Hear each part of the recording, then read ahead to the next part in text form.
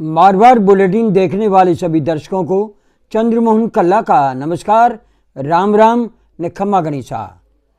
आज के समाचारों में आज मैं जोधपुर के शहर की गलियों में घूमा, लोगों से बातचीत की, हथाइयों पर गया और लोगों से बातचीत की, जानने की कोशिश की कि आखिर यहाँ की जनता क्या सोच रही है। निसंदेह जोधपुर में कुछ लोग भारतीय जनता पार्टी को बढ़त बता रहे हैं तो कुछ लोग कांग्रेस को बढ़त बता रहे हैं। यानी कांटे की टक्कर में इस बार चुनाव का परिणाम आ सकता है। मतगणना शुरू होने में कुछ घंटे बाकी रह गए हैं। यानी ये रात आज निकलने के बाद सुबह का जब सूरज सामने आएगा तब तक मतगणना शुरू हो जाएगी पॉलिटेक्निक कॉलेज जोधपुर में। हम आपको ये बता दें कि एग्जिट पोल करने वाले सर्वेयर ने डेटा मैनेज किया है, ये आरोप कांग्रेसी लगा रहे हैं। नैरेटिव सेट करने के लिए गहरी साजिश रची गई। जानबूझकर बताया गया कि कांग्रेस का कार्यकर्ता निराश हो जाए और लोगों को ये भ्रम फैले कि भारतीय जनता पार्टी जीत रही है और उच्च अधिकारियों पर, जो कि निर्वाचन के अधिकारी हैं, उन पर दबाव आ जाए कि सर्वे में कहा गया था कि भाजपा जीत रही है और यहाँ परिणाम दूसरा कैसे आ सकता है। इस तरह का कुछ मैनेज इस बार एग्जिट पोल में देखने को हमें मिला है। कांग्रेस का आरोप है एक्सिस माय इंडिया के प्रदीप गुप्ता ने इस बार जो एग्जिट पोल के लिए रिपोर्ट दी है वो सरासर कांग्रेस के विरुद्ध है और बीजेपी को बम्पर सीटें बता दी है। राजस्थान में भारतीय जनता पार्टी को प्रदीप गुप्ता ने 123 सीटें लाना बताया है और कांग्रेस को 80 सीटों पर ला कर के रोक दिया है। ये सर्वे इसलिए मान्य नहीं है।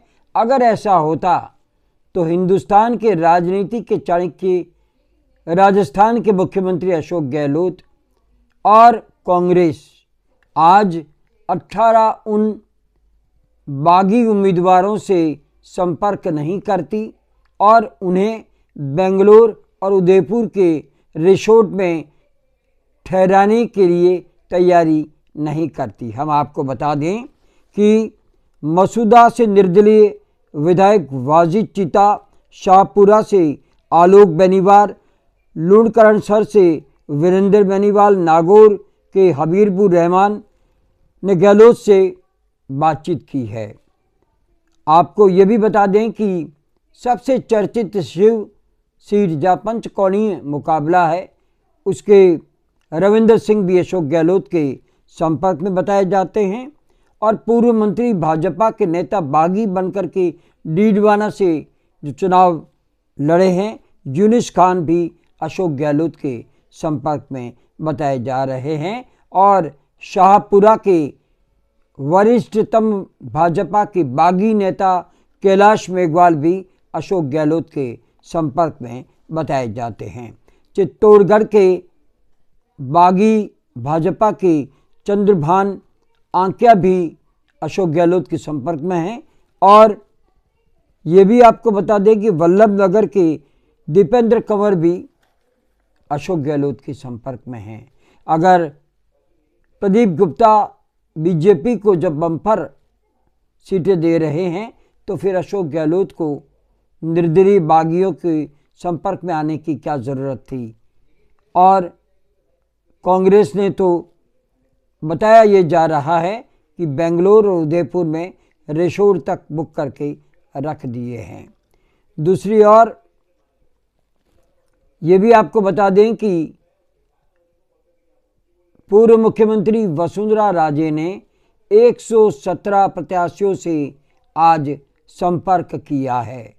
यह हलचल भी भारतीय जनता पार्टी के अंदर खलबली मचा रही है, क्योंकि हाईकमान ने वसुंधरा राजे को ऐसा करने के लिए नहीं कहा था, लेकिन वसुंधरा राजे ने 117 प्रत्याशियों से संपर्क किया है और बताया जा रहा है कि इनमें से 80 प्रत्याशी तो वसुंधरा राजे के समर्थक है। तो फिर भारतीय जनता पार्टी अगर सत्ता में आती है और वसुंधरा राजे को मुख्यमंत्री नहीं बनाया जाता है तो हालात क्या होंगे, इसके बारे में भी सोचना होगा कि कहीं वसुंधरा राजे और अशोक गहलोत हाथ मिलकर के और साथ मिलकर के सरकार ना बना ले। अब हम आपको ये भी बता दें कि सचिन पायलट दिल्ली में डेरा डाले हुए हैं और जबकि कल मतगणना शुरू होनी है। मुख्यमंत्री अशोक गहलोत जयपुर में हैं और वे लगातार अपने सभी प्रत्याशियों के संपर्क में है। कल 5 राज्यों में से 4 राज्यों का परिणाम सामने आ जाएगा और हम ये कह सकते हैं कि इन चुनाव परिणामों के बाद में दिल्ली की सल्तनत की राजनीति बदल सकती है। और इसलिए कि अगर कांग्रेस जीतती है तो प्रधानमंत्री नरेंद्र मोदी के चेहरे पर चुनाव लड़ने के लिए जो कवायद चल रही थी 2024 के लोकसभा चुनाव में उल्टा पड़ सकता है।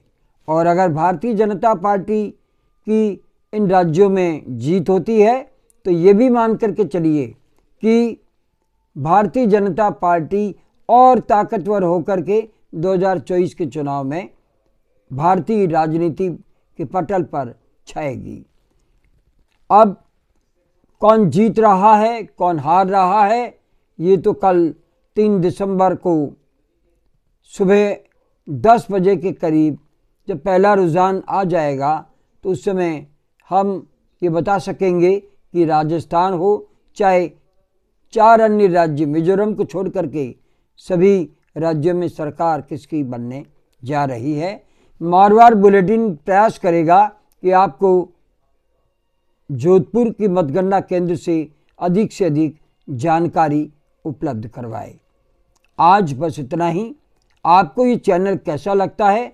अगर आपको ये चैनल पसंद आता है तो इसे सब्सक्राइब करें, लाइक करें, शेयर करें और इस चैनल को बढ़ावा दें। अब हमें आज्ञा दीजिए। नमस्कार, जय हिंद, शुभ रात्रि, शब बखैर।